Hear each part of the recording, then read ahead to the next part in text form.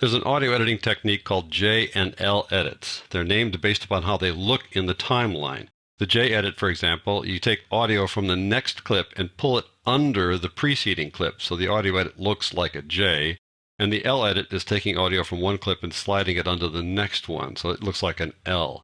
They're just absolutely standard editing techniques. The reason you use, let's say, a J cut is to help let your audience know that you're about to go to another shot. And an L cut helps transition out of a shot, ease viewers out of a shot into the next shot. They're very effective editing techniques. You should use them a lot, and let me show you a couple ways to do it here in Premiere Pro. So go to Working Files, Projects, and scrolling down to 1802 J and L Audio Edits. We're going to do a few here. We're going to start off with the sign. Lots of times when you've got a static shot like this where you're setting up the scene, you really want the audio from the next shot to come in under this sign. And so the next scene I'm thinking would be this shot, something like this. Super, much better, and then spiral back out. So what I want to do is take some of that audio and place it under the sign while the sign is visible to ease you into the next shot, to kind of help you anticipate the next shot. So I'm going to zoom in on the timeline a little bit here, like that. And we're going to work with these two clips. So I'm going to pull this up a little bit so I can see my real estate a little bit more here and pull this thing down. There you go. So what I want to do first of all is just figure out what audio I want to use here. So listen for a second. There, super. So I'm going to take that third, there. I'm going to trim to that point there. So the audio will start here. There, super, much better, and then spiral. So I think there, super, much better. I think that's a good way to start. Super, much better, and then. So we'll take that audio under here and then pop up to the image up here. So what I'm going to do to kind of help that process along, so I'm going to move the video out of the way a little bit so we can slide things around comfortably. To do that, I need to select just the video portion of the clip and then pull it back a bit. So I hold down the Alt or the Option key and then click here and pull that back. Alt or the Option key means you're selecting only the video portion or only the audio portion of the clip. Now I can click away for a second and click this back on again. What I want to do now is pull this audio down a track so I can put it underneath this one over here. I'm going to close this header so I get a little more room that way as well. There we go. I'm going to grab this clip here and just pull it down like that. It goes down a notch. It doesn't disconnect from the video. It just pulls it down. I can slide it over now they're coming as a unit, right? So I'm going to go to this point where she goes there. There, super. So that's the super. I think that's where we'll stop. That's where I want to come on camera. So I'm going to pull this over like that where she says super right about there. Pull it over a little bit farther. I could use the Alt or Option key and then the arrow key to slide that over a bit like so. I think that'll work for me.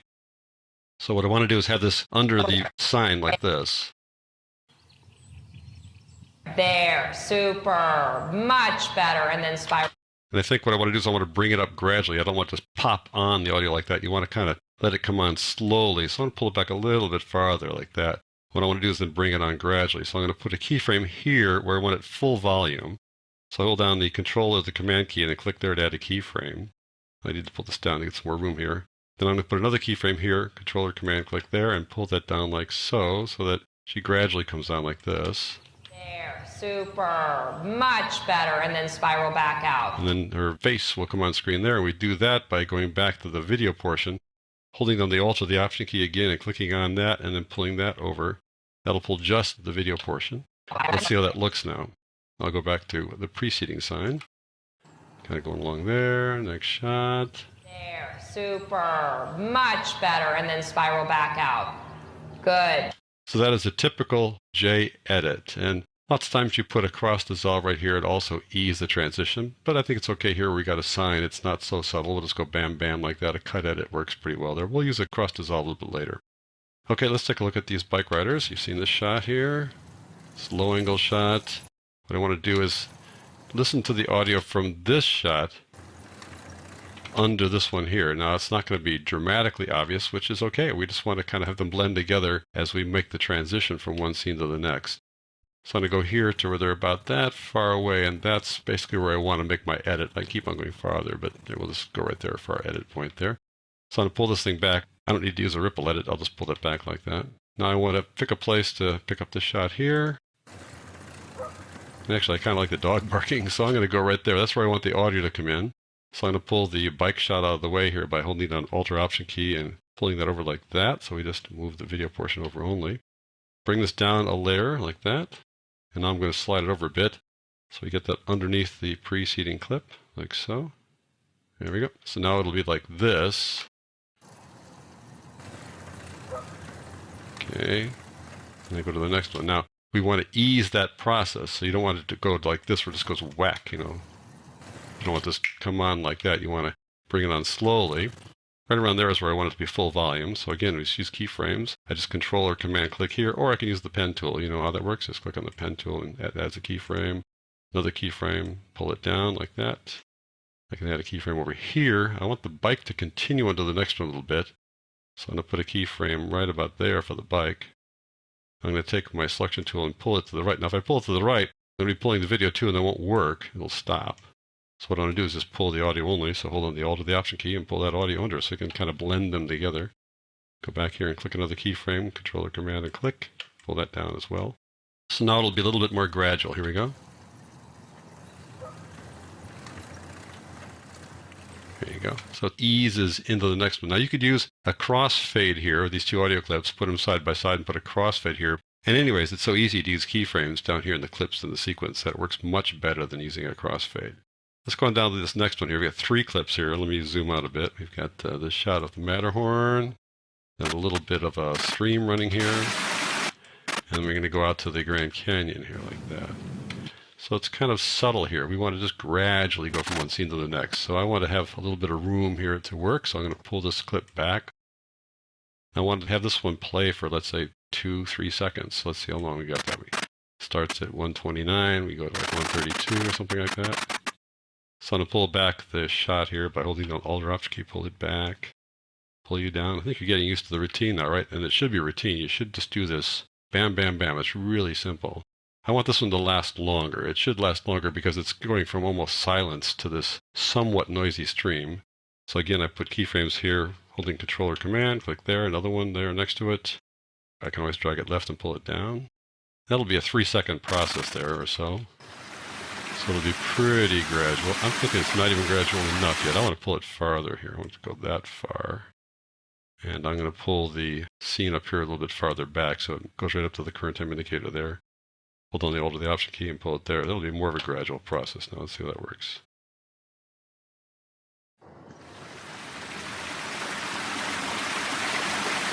And I'm thinking I'd rather have it maybe come on a little more slowly. So I can add a keyframe here in the middle like that.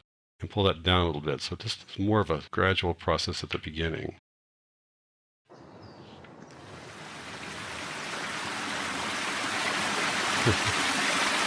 I guess I made that a little bit too long, but I think you get the idea of how that works. Let me just extend the audio here. It's a good idea to do that. So I'm going to click on this with the Alt or the Option key and pull that out as far as it goes. So I'm going to add another keyframe here by going Control or Command click there. It can be anywhere again. You can pull it left to right and then pull this one down. So now they're going to transition like that. Now we're going to go to another scene here, the Grand Canyon, and the Grand Canyon is even quieter. So again, you want to pull this guy down as we bring the Grand Canyon in. I want it to go under the Grand Canyon a little ways there, so I'm going to put keyframes here, another one there, pull it down, and we're going to put the Grand Canyon in. If I pull it in like this, it's going to slide under there without affecting the audio because it didn't cover the audio up. But we're going to cut out of the video here a little bit earlier. We'll keep it going under, kind of tailing it under. So rather than having it going on a straight line like that, I want to bring it down a little bit and then bring it down faster. Add a keyframe here, Control or Command like that, and then move it up a little bit like that. Maybe pull this guy back just a little bit to kind of anticipate the volume change there. What I'd like to do is have the audio from this clip go under there, but the pan there is something I don't want to cut off. So let's just see how that works.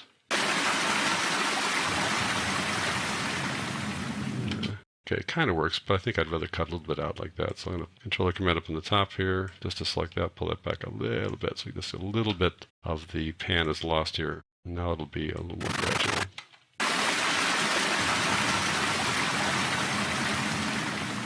And what I could do is I could pull the Grand Canyon shot a little bit to the left, but I do like keeping that full pan there like that. So I might want to anticipate that by putting this a little bit farther to the left here and see how that works.